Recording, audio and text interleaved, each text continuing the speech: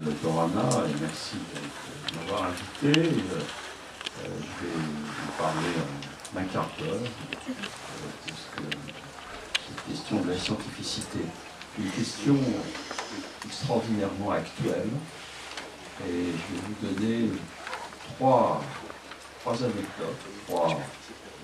La première, c'est que entre la version 4 révisée du DSM et la version 5 du DSM, entre la version 4 révisée et la version 5 du DSM, il y a un changement radical sur un point très important, lequel s'est passé d'ailleurs globalement inaperçu.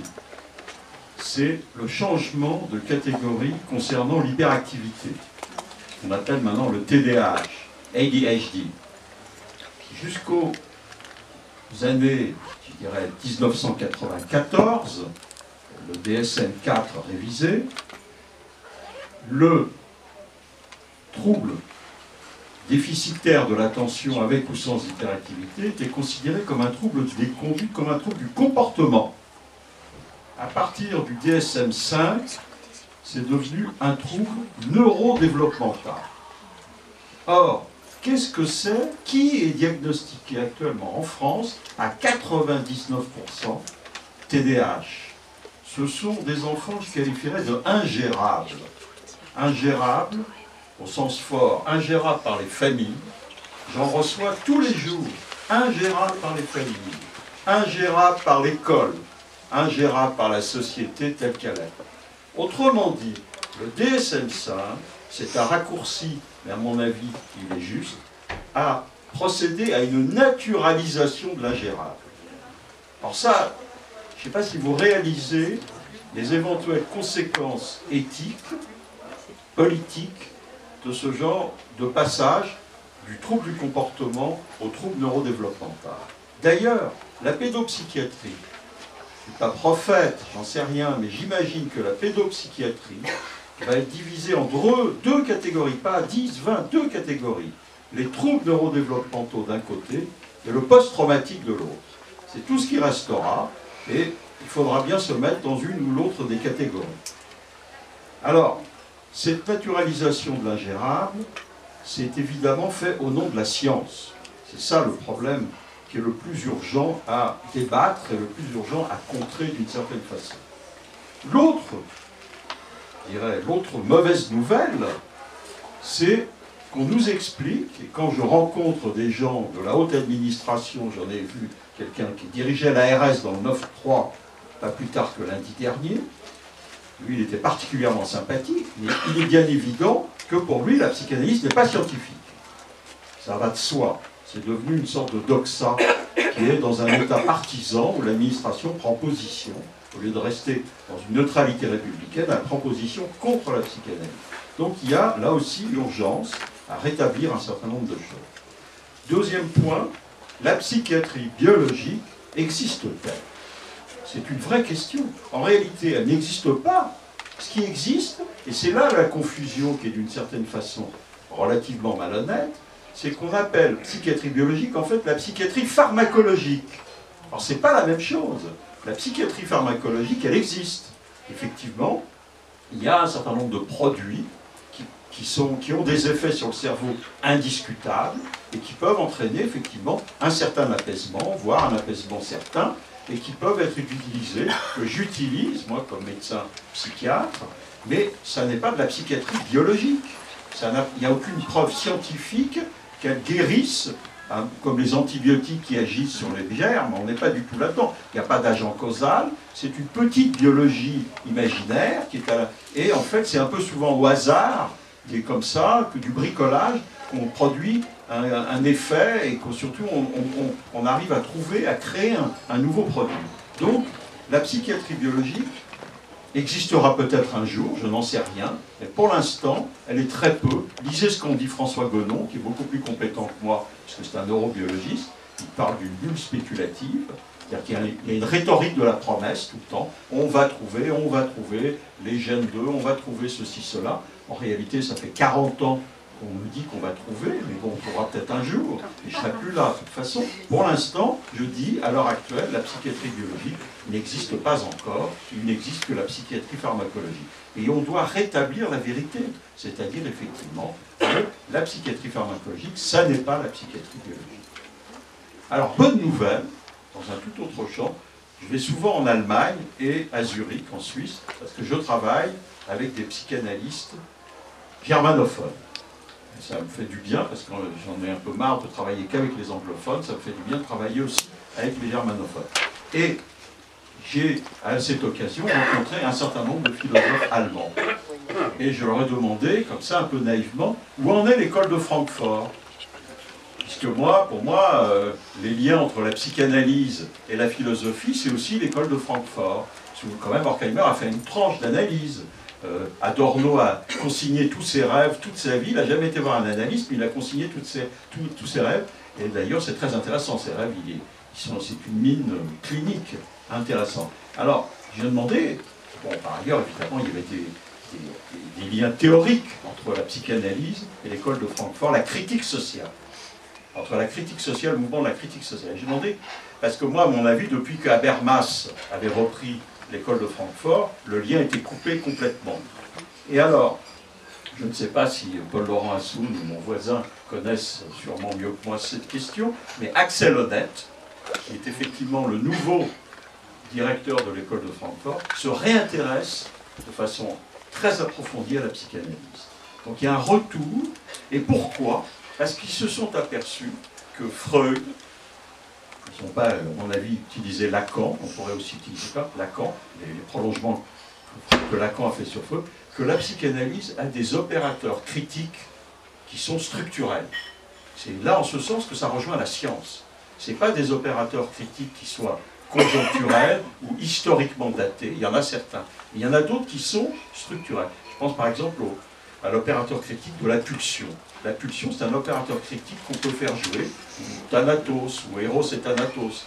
On peut faire jouer dans la criminologie, dans la sociologie, dans la psychologie sociale, etc. Dans plein d'endroits, on peut utiliser ça. Pourquoi? Parce que ce sont des opérateurs critiques qui sont structurels et qui ne sont pas simplement historiquement datés. Alors, tout ça fait qu'on est dans une époque où la psychanalyse est en train d'être balayée, en quelque sorte, du champ où qu'elle avait massivement investi la psychiatrie. Par contre, elle revient, d'une certaine façon, par un champ où elle n'avait pas massivement investi, qui est, par exemple, la philosophie. Moi, ça m'a fait très plaisir d'apprendre. Et d'ailleurs, j'aimerais organiser, avec d'autres, une journée, j'en ai parlé à Gérard Pommier, où on inviterait Axel Honneth, parce que son œuvre est traduite en français. J'aimerais bien savoir, au fond, quel est son point de vue, en direct, son point de vue sur je dirais, le freudisme, sur Freud, sur la psychanalyse. Alors maintenant, les minutes qui me restent, je vais quand même vous expliquer en quoi il faut prendre les choses, à mon avis, uniquement du côté du savoir. Parce que si on prend du côté de la vérité, ce qui est juste, c'est on rentre dans quelque chose qui est absolument incommunicable à l'heure actuelle, dans le champ dans lequel je travaille, qui est le champ, effectivement, de maintenir la présence des psychanalystes dans la santé mentale. C'est absolument impossible d'utiliser le versant vérité de la psychanalyse. Il faut rester sur le versant du savoir. Et là-dessus, je dirais, c'est d'expérience que je dis ça. Alors, quand je dis rester du côté du savoir, évidemment, j'ai parlé là des opérateurs, mais c'est aussi de mettre en avant à quel point, je dirais, on confond actuellement validation statistique et validation scientifique. En particulier, dans les études cliniques qui valident, soi-disant, les théories ou les pratiques comportementales, cognitivo-comportementales, qui ont peut-être leur intérêt, mais elles sont validées statistiquement, elles ne sont pas validées scientifiquement. Et là aussi, il y a une confusion. Comme il y avait la confusion psychiatrie biologique, psychiatrie pharmacologique, il y a la confusion entre la validation statistique et la validation scientifique. Alors, en fait, en travaillant, je me suis aperçu qu'une immense majorité des études cliniques qui étaient exposées avaient des biais considérables. Et qu'en plus, les rares études cliniques qui étaient exposées, qui étaient sur la psychanalyse ou sur la psychothérapie analytique, avaient beaucoup moins de biais et beaucoup moins de publicité, beaucoup moins, je dirais, il y avait beaucoup moins de communication sur ces études. Autrement dit, on peut très bien, alors je ne sais pas si on a le droit je dirais, de dire que c'est l'ensemble du combat qu'on doit mener, mais il est bien évident qu'on peut s'appuyer sur ces études cliniques, qui sont des études cliniques, qui sont des études faites, et selon justement les critères de l'evidence-based medicine, c'est-à-dire les critères qui font consensus à l'heure actuelle, eh bien, on arrive à montrer que les traitements, entre guillemets, psychanalytiques, qui sont effectivement l'application, disons, de la psychanalyse à des psychotiques, l'application de la psychanalyse à des gens très pathologiquement engagés, psychiatriquement, pathologiquement étiquetés, a, je dirais, des résultats selon des validations statistiques, pas des validations scientifiques, a des résultats tout à fait honorables et tout à fait, je dirais, comparables. Et ça, je dois dire, ça marche quand on lit. Quand je suis allé parler avec un certain nombre de décisionnaires, ils ne savent pas ça, parce que ce n'est pas communiqué. Et ça les trouble profondément, parce qu'ils sont intoxiqués par la propagande. Et puis, il faut savoir une chose, c'est que depuis les années 80, il y a évidemment l'autisme qui a fait une énorme objection à la psychanalyse. C'est vrai, et que les parents d'autistes ont joué de ce point de vue-là un rôle très important. Alors, il y a maintenant un certain frémissement, un certain retournement qui se passe, mais c'est vrai que ça nous a fait un tort considérable en termes d'image de la psychanalyse, qui était considérée comme culpabilisant, etc., et qui surtout était considérée comme fausse, avec des prémices fausses.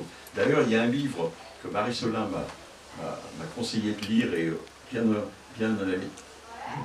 heureusement, l'auteur me l'a envoyé, qui est un livre d'un collègue psychanalyste, psychiatre-psychanalyste, qui a un enfant autiste, et qui montre à quel point on peut évoluer en tant que psychanalyste sur notre conception de l'autisme, et à quel point on peut être à des années-lumière de Bettelheim et travailler intelligemment avec les autistes. Pourquoi? Parce que là aussi, c'est la question est scientifique. Nous sommes plus scientifiques de ce point de vue-là que les comportementalistes ou que les cognitistes. Pourquoi? Parce que nous tenons compte de quelque chose qui est un objet réel, qui est la souffrance psychique. Et je peux vous dire que quand vous parlez avec des tenants des méthodes ABA, par exemple, ils sont dans le déni total de la souffrance psychique. Ils font des contournements incroyables pour dénier l'existence même de cette souffrance psychique. Et la souffrance psychique, elle est incontournable, et je dois dire qu'elle est comme au fond, on peut l'expérimenter, on peut l'observer. Et ces gens qui prétendent qu'il faut une psychiatrie, totalement cette souffrance psychique. Donc, il faut rétablir, je dirais, l'existence pratiquement de type scientifique de la souffrance psychique. Elle est observable, elle est mesurable, elle est évaluable, elle est, je dirais, communicable. Et cette souffrance psychique, c'est quand même les psychanalystes qui sont les mieux outillés, en général, pour s'en occuper. Et cette façon de réintroduire les psychanalystes, à mon avis, est très embarrassante pour les comportementalistes et les tenants des méthodes hard du comportementalisme. Et elle est très efficace, parce que tant qu'on était dans la querelle étiologique, on était battu à l'avance. Par contre, à partir du moment où on réintroduit, j'allais dire scientifiquement, ces données observables, eh bien, on a là vraiment un argument très important qui touche, je dirais, non seulement les parents, certains parents, j'en ai un exemple puisque je suis depuis quelque temps président d'une association, enfin président de conseil scientifique d'une association de parents d'autistes. D'ailleurs, je vais faire une anecdote parce que je ne veux pas me rendre très populaire, mais tant pis. J'ai dîné, j'étais entouré de 15 parents d'autistes. Ils sont moins fous que les psychanalystes. Franchement, c'est 40 ans que je fréquente les psychanalystes. Ils sont beaucoup moins fous. C'est des gens qui ont les pieds sur terre. Ils ont tous. C'était le seul à pas avoir un enfant autiste. Tous, ils avaient un enfant autiste. Bon, ça c'est une anecdote. Simplement, je travaille avec eux.